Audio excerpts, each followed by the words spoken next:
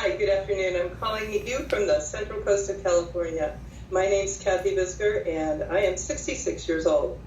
My question concerns the influence or the importance of a regular spiritual practice on one's health and well-being as we age, if that becomes more or less important. And in particular, my question is about how that particular spiritual practice or religion sees the human being role and how that affects our own sense of well-being. So, spirituality is a very misunderstood word, but if you look at the religious experience, not the religion dogma, not the ideology, but the religious experience, what the Buddha experienced, or what Jesus experienced, or what Muhammad experienced, or what of the great spiritual masters experienced, then there are three components to that experience. One is what they call transcendence. Transcendence means going beyond thought, getting in touch with spirit, or consciousness, or awareness, or your own inner being. They're all part of the same wholeness that we call spirit or awareness or consciousness. So that's one.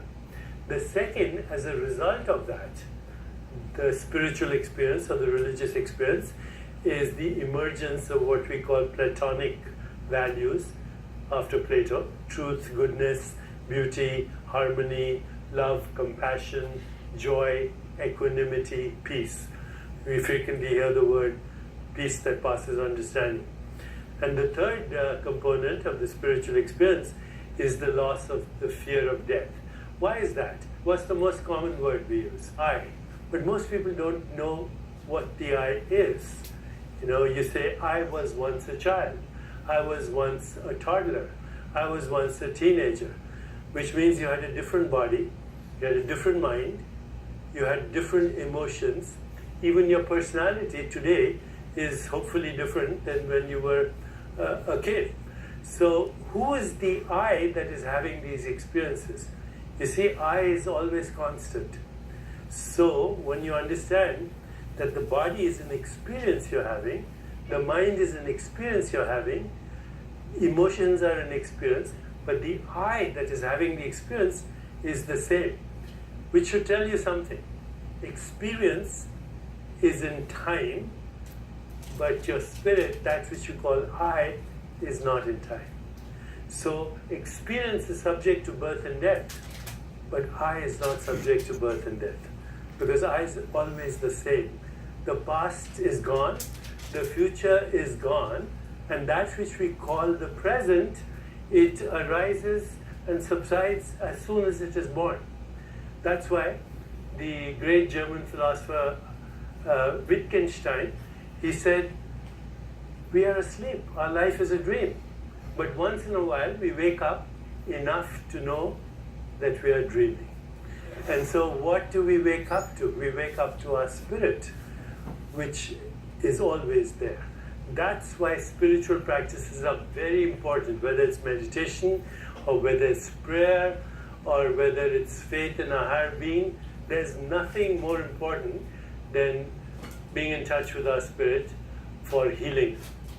There was a study done just looking at different lifestyle aspects that may have promoted a better prognosis or better recovery from heart disease or bypass surgery. And one of the greatest factors that showed up that predicted a positive prognosis and a quick recovery was belonging to a religious group where you practiced a religion on a regular basis, on a weekly basis. It's much more important to have the religious experience than just blindly follow a dogma or an ideology. Kathy, did that make sense to you? It does make sense. So thank you very much. This has been giving me a lot to think about. Thank you. Thank you for your question. We're going to go now and take a question from Jimmy. Hi, my name is Jimmy. I'm an artist. I've been an artist my whole life. I do big projects and work very physically, but I feel time pressured out.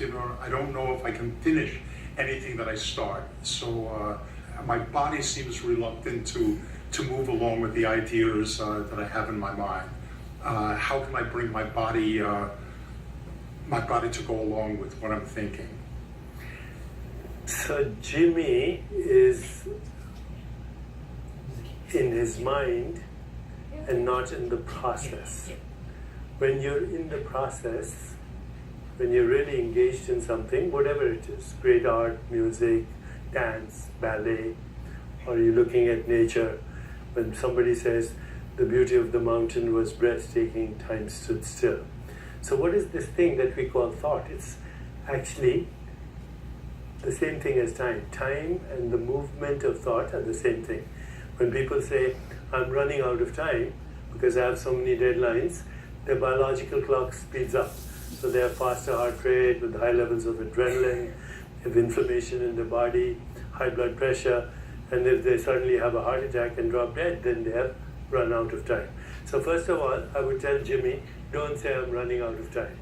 Okay? Be present to what is in front of you and be process oriented, not outcome oriented. And then there is no time and your mind is not getting in the way of your body. Your body is always in the present, always. In fact, you are also in the present. And if you have a thought, that's also happening in the present. Just be present to what you're doing. Process is more important than outcome. And I'm walking this road because I want to get there, but if I'm only looking there, I'll stumble here. Okay, so I have to be in the process. All insecurity and anxiety lives in the mind by anticipating negative things. Jimmy said something very interesting. His body won't do what his mind wants.